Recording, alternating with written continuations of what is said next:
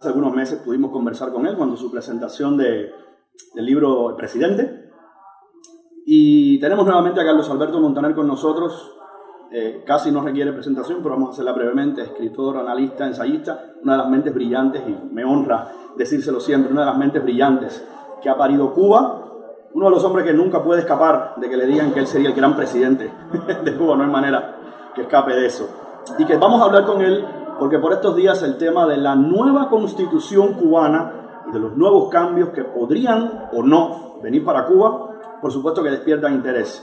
Voy a empezar por una cita de uno de tus últimos artículos sobre el tema, y es citando a Xi Jinping, quien dice que la riqueza es gloriosa, y tú dices que Cuba no solo no ve que es gloriosa, sino que la ve repugnante.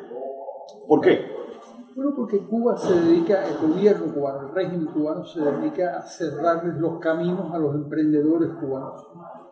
El cuentapropista que tiene una actividad exitosa o no puede abrir otro negocio paralelo o parecido, no puede crecer. Y eso es ridículo. Es ridículo porque el capitalismo, la economía de mercado, que es a lo que supuestamente estos señores van, es un sistema de tanteo y error. Correcto. Tú empiezas en una actividad y fracasas en esa actividad y te vas a otra y lo vas haciendo hasta quedarte. Por ejemplo, el clavo. El señor Honda, no me acuerdo cómo se llama, Ichiro o algo así, Honda, fracasó 4 veces. Si hubiera sido un cubano y no un japonés, lo hubieran dejado, no hubiera podido crear el monstruo que es Honda, que fabrica motocicletas y aviones y automóviles y qué sé yo, y toda la cantidad de cosas que fabrica Honda. Bueno, eso es posible porque precisamente no hay un obstáculo dedicado a impedir que los emprendedores ganen dinero. Y eso es un error. Es un error porque el gobierno cubano ha conseguido lo peor de ambos mundos. Un capitalismo sin incentivos y un socialismo sin subsidios. O sea, no tenemos lo bueno que podría tener, digamos, el socialismo, entre comillas, que es que la persona se sienta respaldada por el Estado, claro, y por el otro lado no tiene el incentivo de autorrespaldarse a sí mismo, ¿no? De autorrespaldarse y de crecer y de acumular riquezas y de invertir y de crear otros negocios. Porque creen que eso es el producto de la ambición, y la ambición es una especie de pecado. La ambición, el emprendedor es un tipo que se dedica a crear riqueza, porque lo que le gusta no es acumular riqueza, sino crear esa riqueza. Una vez que has visto algunas de las sesiones o que has leído sobre las sesiones, estas 2 o 3 sesiones que tuvo el Parlamento cubano y donde se empezó a hablar de donde se discutieron, digamos, las primeras directrices que va a tener esta Constitución, que se va a poner la van a someter a voz popular, creo, durante 2 meses, y después entonces vendrá un plebiscito. ¿Qué te llamó la atención? ¿Cuáles han sido las cosas que más han disparado las alarmas de Carlos Alberto Montaner con la nueva Constitución? Bueno, 2 cosas. 2 cosas que son fundamentales. En primer lugar, la supresión de la palabra comunismo, que es la supresión del objetivo de construir una sociedad comunista, y simultáneamente dejar vivo el Partido Comunista, que es el instrumento para la creación de una sociedad comunista. Es no entender lo que es el Partido Comunista y no entender lo que es el comunismo. Uno puede suponer que el comunismo ha fracasado y porque además hay bastantes evidencias en ese sentido, pero lo razonable sería que desapareciera también el Partido Comunista. Porque ¿qué sentido tiene construir o manejar un partido cuyo objetivo es sostener la creación del comunismo y cancelar al mismo tiempo el comunismo? Es un gran contrasentido. Eso por una parte. Y por otra, la incorporación a la Constitución del Consejo Nacional de Defensa. Me alegro que lo digas porque a mí eso me mosqueó, utilizando un término, me mosqueó muchísimo cuando lo vi. Me parece una peligrosa patente de corso. Claro, porque además no definen para qué. Dicen en situaciones excepcionales. ¿Qué cosa es una situación excepcional? Excepcional puede ser, por ejemplo, que el presidente o algunos miembros del Parlamento quieran hacer reformas que el gobierno no les interesa, es decir, al viejo partido no les interesa que se hagan. Y entonces ellos asumirían el control del país. Dice, porque no es que diga que ese es la institución que se acabará colaborando o digamos, controlando al país en caso de desastres naturales, sino situaciones excepcionales y desastres naturales. Da un margen para lo imprevisto y para usarlo cuando nos convenga. Cuando nos convenga. Y además dice textualmente que ese aparato o esa institución se convertirá en el gobierno de Cuba. ¿Sabes? Algo que a mí me llamó la atención también y que creo haberlo leído en alguno de los artículos que has publicado en los últimos días. Yo creo que todos estábamos esperando ver de qué manera le iban a poner siempre el collar a Miguel Díaz-Canel para tenerlo amarradito, ¿no? Para que a pesar de que tú sepas que tú respondes a nosotros, pero que no te vayas, como diríamos los cubanos, a hacer el loco. No vayas a creer que tienes más facultades de las que nosotros queremos. Y a mí me parece que esta Constitución, una de las cosas que también hace es limitar enormemente el poder que podría tener el presidente Miguel Díaz-Canel. Claro, le nombran un vicepresidente, le nombran un primer ministro, lo dejan como en unas funciones que pueden ser protocolares. Quiere decir que es el hombre más vigilado de Cuba. Me decía un canciller latinoamericano, buen amigo, que conoce bien la situación cubana, que el hombre más vigilado en Cuba por la contrainteligencia es Miguel Díaz-Canel. Y yo lo creo.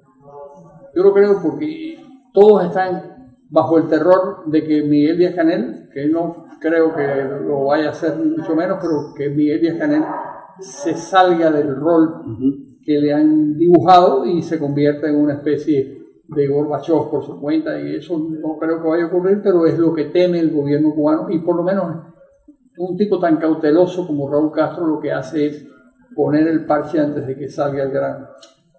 ¿Cuál es el objetivo de la Constitución, de esta nueva Constitución, Carlos? Cuando los tanques pensantes de la dictadura cubana dijeron, bueno, vamos a llevar esto a reestructurar una nueva Constitución, ¿por qué? Bueno, en primer lugar porque tenían que adaptar la Constitución a la realidad.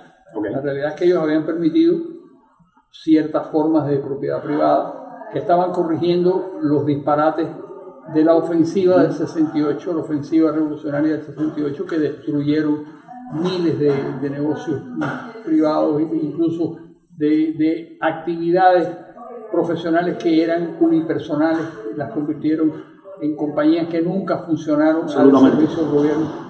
En fin, fue un desastre. Entonces, para volver al 68, ellos habían permitido ciertos cuentapropistas y y habían hecho otra estupidez: definir qué es o qué debe hacer o qué puede hacer un cuentapropista. Es una estupidez que uno encuentra también en los países que les dan ingreso o inmigración, buena inmigración racional a las personas para que desempeñen un tipo de... Un rol específico. Eso es un error. Es un error. La gente empieza haciendo unas cosas. Si Raúl Castro hubiera sido una persona más lista de lo que es, hubiera estudiado qué pasó con su padre. Cómo su padre, que era un campesino gallego, con muy pocas luces y con muchas luces, pero con muy poca información y con muy pocos estudios, había dado tumbos al príncipe. Cuando él regresa de la península en 1904 o algo así, se instala en Cuba, había estado cuando la guerra, pero después se repatriado a Galicia y después vuelve, regresa y se instala en Cuba. Y da ciertos tumbos, llega sin dinero, como todos esos campesinos allá. Cuando él se muere, deja $8 millones en capital.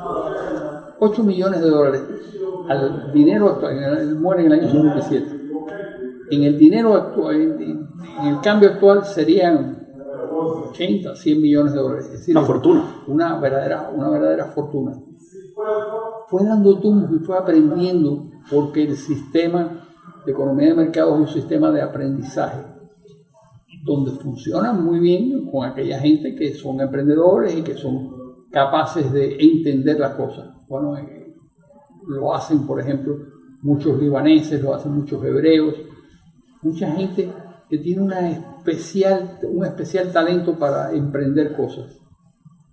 Sin embargo, Raúl Castro no acaba de entender eso, y lo que hizo fue cancelar esa posibilidad y generar muchos más problemas de los que va a resolver. Entonces, ¿por qué hacen la Constitución? Tienen que adaptar el texto a las cosas que ocurren en Cuba. Él permitió, que era otra estupidez que existía en Cuba, que la gente no podía ser propietarios de sus casas o de sus automóviles. Él permitió que eso ocurriera. Ya había ahí una zona de propiedad privada. Existe la actividad empresarial de servicios, pero no la actividad empresarial de creación. No hay una actividad producir cosas. Eso no. Lo que hay es servicios, y eso sí lo permiten, pero lo permiten y lo limitan, porque otra de las cosas es impedir a toda costa que los cubanos se enriquezcan. Y como dijo Deng Xiaoping, que fue enriquecerse glorioso.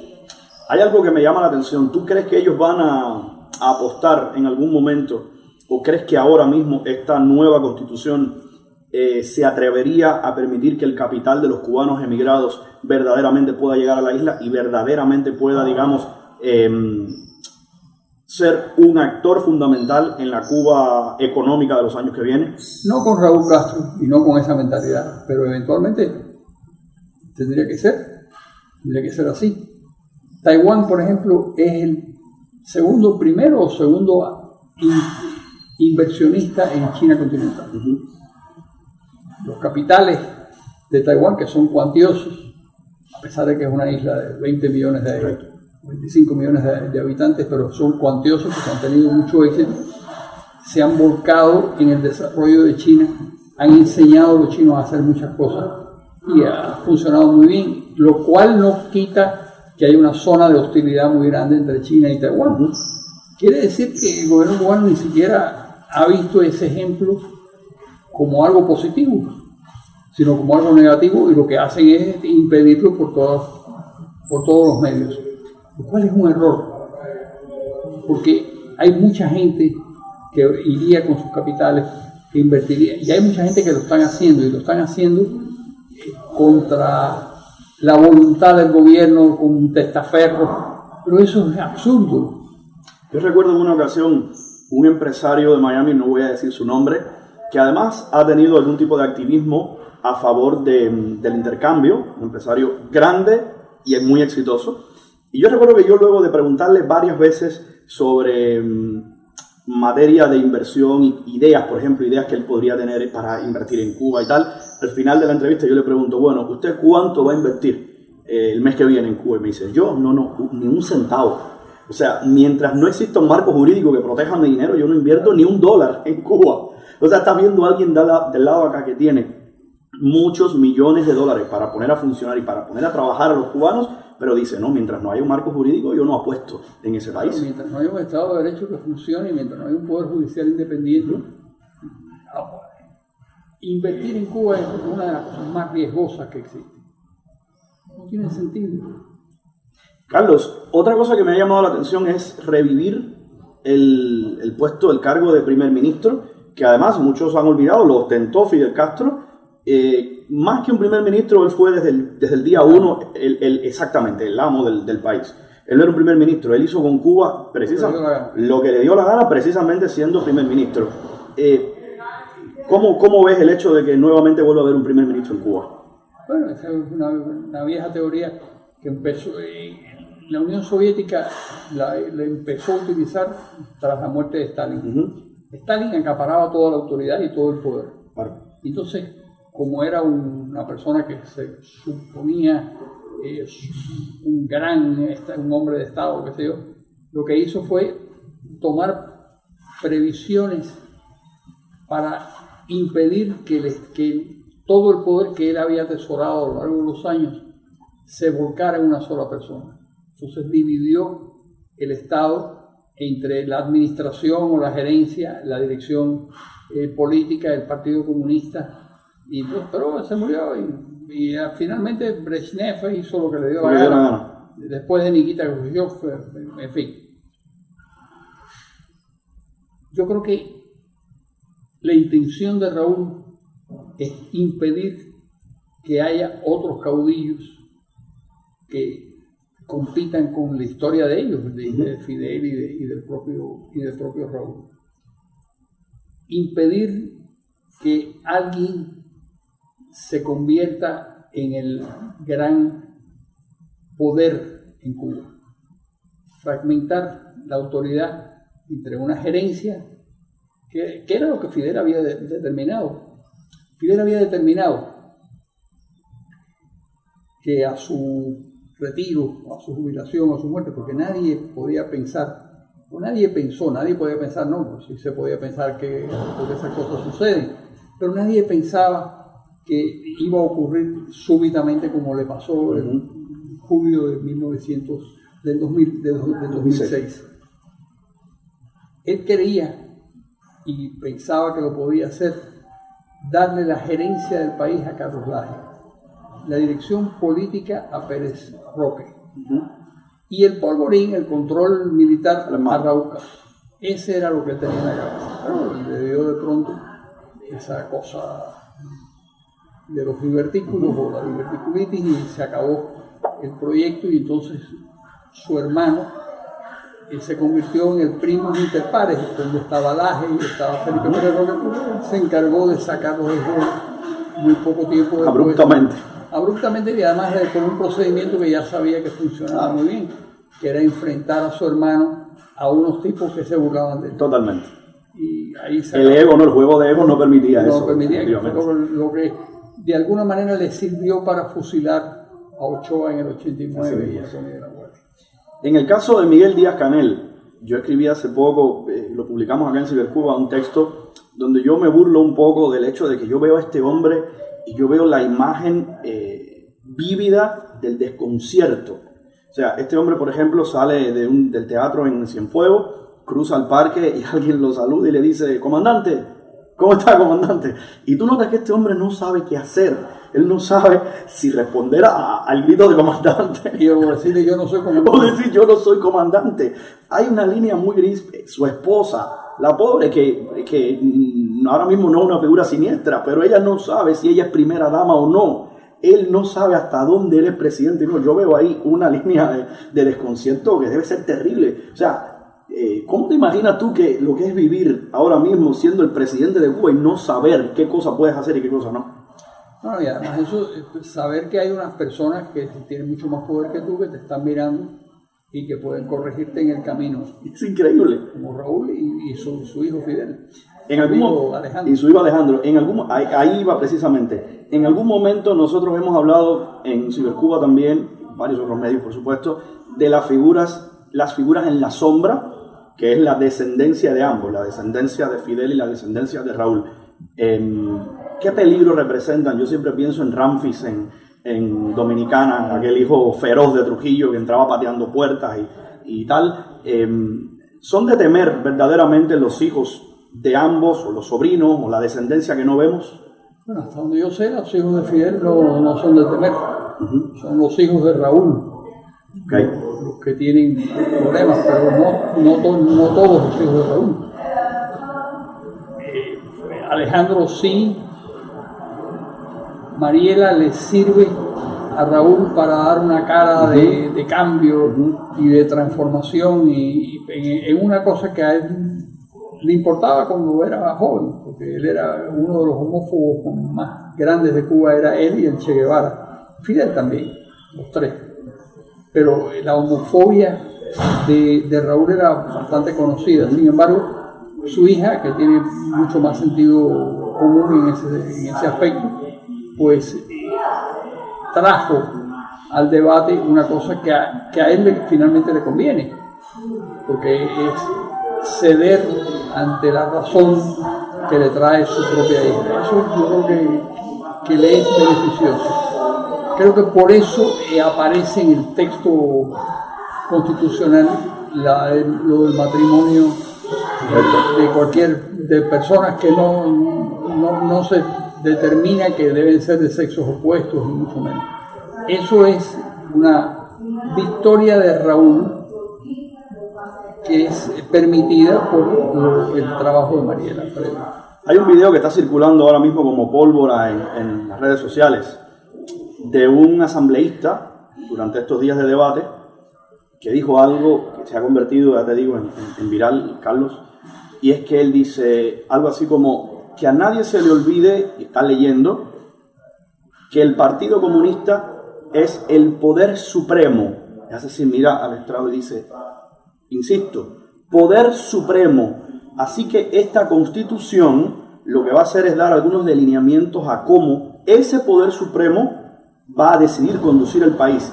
Y dice categóricamente algo así como la Constitución no va a poder más que el Partido Comunista. Y lo dice abiertamente, por eso se ha vuelto un video viral. ¿Te parece a ti que en la práctica va a ser así? ¿Te parece que esa Constitución en Cuba es un documento para una gaveta, pero que va a seguir siendo el Partido Comunista el que guíe todo?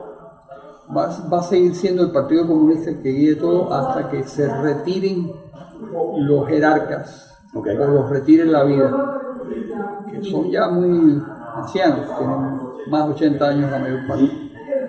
Yo creo que a partir de ese momento, entonces las instituciones pueden funcionar mejor que mientras estén vivos estos señores o mientras tengan cierto control de sus actos.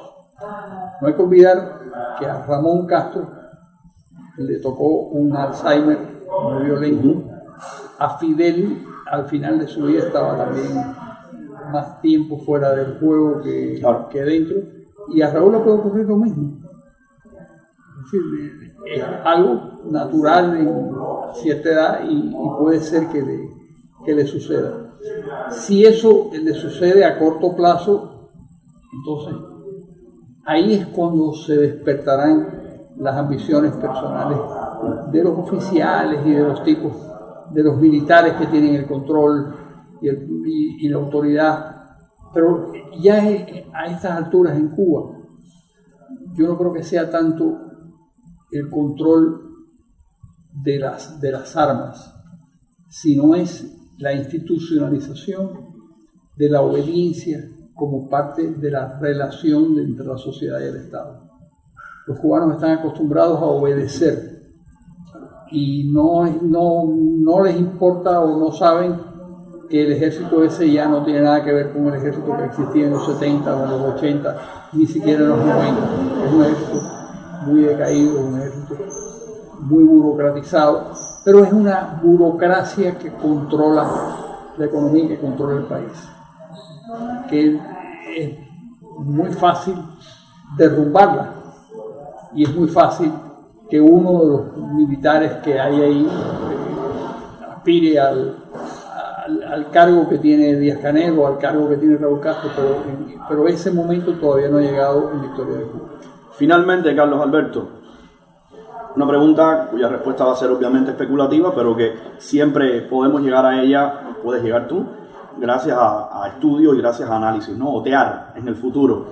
Esta Constitución, la Cuba de Díaz-Canel, ¿te invita a ti a algún tipo de optimismo o te invita a una continuidad que sería indudablemente pesimista? ¿Cómo lo ves tú? ¿Cómo ves tú el futuro, digamos, a corto plazo todavía de Cuba? Por cierto, alguien me dijo que te recordara una conferencia tuya de Cuba 2020. Alguien que me dijo que sabía que iba a hacer esta entrevista y me dijo, recuérdale su Cuba de 2020 y en comparación con la Cuba de 2018, hacia dónde va yendo en comparación con la Cuba que tú perfilaste para 2020. No tiene nada que ver porque realmente el proceso ha sido mucho más demorado. Es imposible hacer cálculos a medio o largo plazo en Cuba, pero lo que yo sé es que eso no puede ser ni perpetuo ni irrevocable. Esa locura de un sistema irrevocable, no hay ningún sistema irrevocable. Todos los sistemas cambian y todos los sistemas pueden ser pulverizados por la historia, pulverizados por la ciencia, por la tecnología, por los conflictos bélicos, por la biología. por la biología, hay tantos elementos que cambian una situación política que sé que algún día eso va a cambiar. ¿Por dónde va a cambiar? A mí me parece muy interesante lo que está proponiendo Rosa María Payá. ¿Por qué? No porque exactamente la idea de el referéndum como ella lo está planteando sea la que prevalezca. Eso no lo sé. Pero la idea fundamental de que al final unas elecciones donde de alguna forma racional se organice la voluntad de la gente acabe determinando cómo es el cambio, eso me parece que es lo que va a ocurrir, porque eso que ha ocurrido en Polonia, en Alemania, en todas partes, lo que ha ocurrido en Nicaragua en el año 90, lo que va a ocurrir en Nicaragua otra vez a medio plazo, lo que va a ocurrir en Venezuela. Es decir, la forma de cortar el nudo gordiano es precisamente la elección. Totalmente. El proceso electoral, que es lo que está planteando Rosa María, y a mí me parece inteligente eso. Bueno, pues ya escucharon ustedes cuáles son las consideraciones de Carlos Alberto Montaner. Yo estoy seguro que a Rosa María Payá le va a gustar saber que cuenta por lo menos con el beneplácito de una de las personas a las que la inmensa mayoría, me atrevo a decir, de los cubanos que queremos una Cuba libre y democrática, admiramos y de cuyas ideas nos hemos nutrido. Estoy seguro que Rosa María también. Estoy hablando anticipadamente por ella, pero yo sé que no me va a dejar en mentira. Muchas gracias por esta entrevista, Carlos Alberto.